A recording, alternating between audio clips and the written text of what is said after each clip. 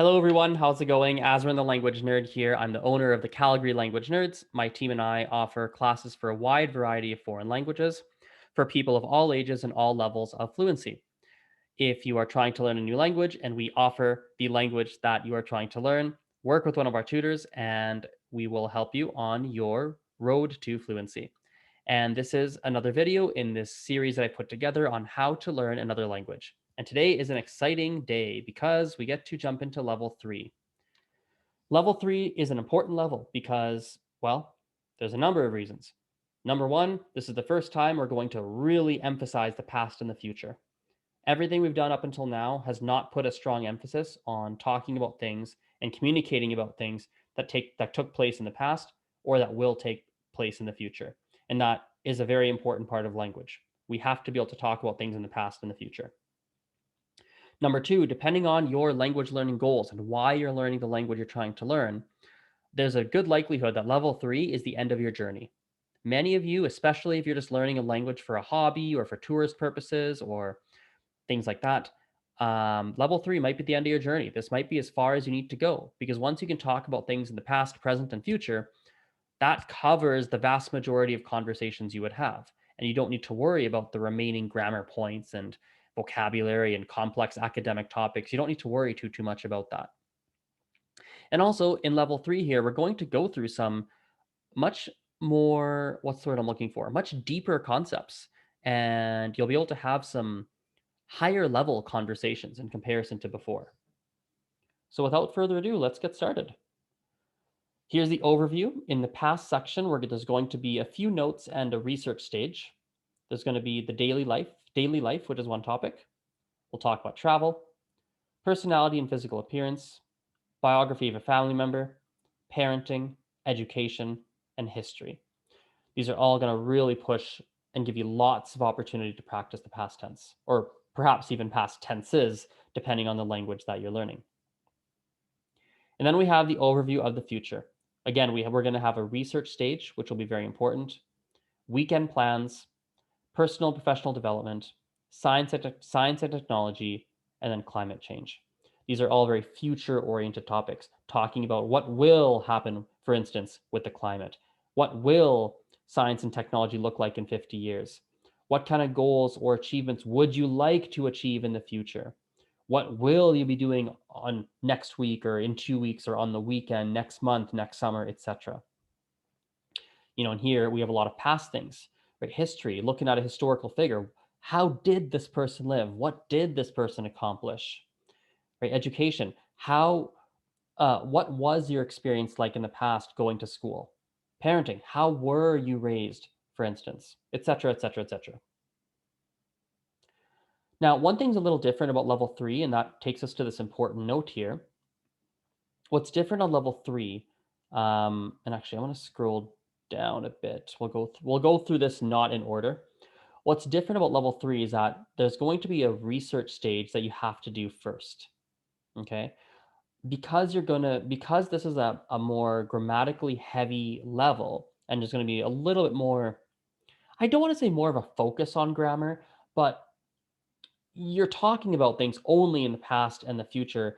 And I do think there's a benefit to, before going any further, right? Everything in the first half of this book is all about the past. So before you go any further, I think you need to do some research about how does the language you're trying to learn treat the past tense or past tenses.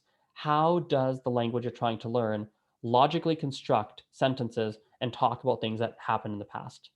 Sometimes they do it through past tenses, right? Like French has le passé composé and l'imparfait. Though there are other past tenses too, but those are two kind of introductory past tenses. Um, and there's different verb conjugations. You have to know that, you're going to have to spell and pronounce your verbs differently to talk about the past. And there's going to be exceptions, and there's lots and lots to it. Spanish is similar, but Mandarin is different. Mandarin doesn't do it through past tenses. Mandarin actually does it through, it's actually really straightforward. You just use certain words and certain structures and it's basically done through word order and certain characters like le and things of that nature. Guo, maybe. So it's a little bit different. It's not done through tense. Some languages will have cases on top of tenses. So that's going to be really interesting. So it's going to be different for every language. So what you're going to want to do is you're going to want to search past tenses in whatever language you're learning and Google it, YouTube it, spend 2 to 5 hours, possibly more, reading and watching videos about how the past tenses are structured in your target language. How does your target language communicate about things in the past? I would recommend you do a few practice quizzes and exercises online to get a hang of these tenses or to get a hang of how the language communicates in the past tense. And what I'd highly recommend, it'll save you a lot of time, is just hire a tutor for a month or two for this section here. Hire someone that has experience, whether it's through my business, the Calgary Language Nerds, or whether it's through someone else. I would obviously love it if you hired someone through us. Um, but maybe we're not taking on new students when you reach out. Maybe we don't offer the language you're trying to learn. There's a lot of factors here, right? But, you know, find a tutor that's experienced and that has a strong grasp on grammar and hire them for a month or two. And this will save you a lot of time because they'll be able to tell you, here are the resources you can use to learn the past tenses reasonably quickly. Here's the most important tenses. Because here's another fun fact. If you just go YouTube it, Google it, things like that, like let me demo this for you. Let me show you something really interesting. Check this out. Let me share my screen. Let's go to Google. Like, let's say you're learning Spanish, okay? Or like French or whatever, okay? Even like whatever it is, like let's say French. And we search past tenses in French. Oops, I spelled all that wrong.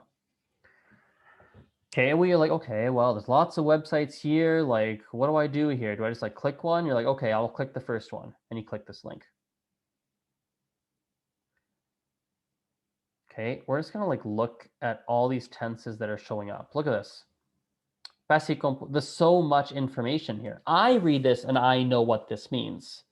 But as a learner, you're not going to know what you're looking at. And you might read all this and you're going to get overwhelmed, right? You're like, okay, passé composé corresponds to the simple past tense. Like, okay, that sounds important. Then you're like, l'imparfait corresponds to the English past progressive tense. You're like, what the heck is a past progressive tense? And you're like, what does that mean, right? You're like, okay, that looks important. You're like, okay, le passé récent. You're like, okay, sure, I guess I'll learn that too. And then you're like, le passé simple. Oh, like what? And it's easy to get lost through all the grammar and to get really overwhelmed because you just don't know what's important. But if I were your tutor, for example, I would say, hey, listen, the only ones I really want you to learn are this one. Let me just get a marker. Just learn this. And just worry about this. Ignore this. Like ignore the rest. Let's just worry about two. I'll give you all the resources you need. Like, hey, watch this video, do this exercise. Like they can simplify the process and it'll make it way less stressful, way easier for you. Otherwise, it's just so overwhelming. It's so overwhelming, in my opinion, in my experience. Okay. So let me share my screen again. Share my screen again. Okay, I'm going to turn my laptop a little bit this way. Okay. So this is the research stage. You're going to do this for the past tense before you move any further. This is incredibly important. And I highly recommend you do this step 4. It'll save you a lot of time, a lot of stress, a lot of energy. If not, well, you can still do these steps 1, 2, and 3. Just be prepared for a lot of time and research of your own accord to figure out what needs to be done and what's the most important, etc. As I said, we're going to work a bit backwards. So let's go backwards a few pages right here. So as I said in the beginning, level 3 is a little bit more heavily focused on grammar because we're going to focus specifically on the past and the future. So, and as I've said already, just understand that every language has a different way of conceptualizing the past and the future and different ways of communicating about it. So for instance, like Spanish has el imperfecto. English does not have anything that really corresponds directly to imperfecto, not really. So, it might be hard for you initially to understand how to use el imperfecto in Spanish because we don't have a perfect equivalent in English. So just be patient. Remember our analogy that rules and grammar equal salt. Don't overdo it. Go slowly. And I think I put a little turtle picture here. Yes, I did. Slow and steady wins the race. Don't forget. So just take your time, be patient, understand that level 3 will take you longer to complete than basically all the other levels, which has been level 1 and 2. So Okay, I believe that takes us, yes, that takes us to the end of just this little introductory portion. Let me stop my screen share. Thank you for watching. Good luck with level 3. If you have any questions, just visit azrenthelanguagenerd.com/free course, AZ or ZREN, thelanguagenerd.com/free course. Scroll down, you'll find a little button to email me, a little hyperlink to contact, and feel free to ask any questions that you have. Okay, have a great day. We'll talk soon. Bye bye.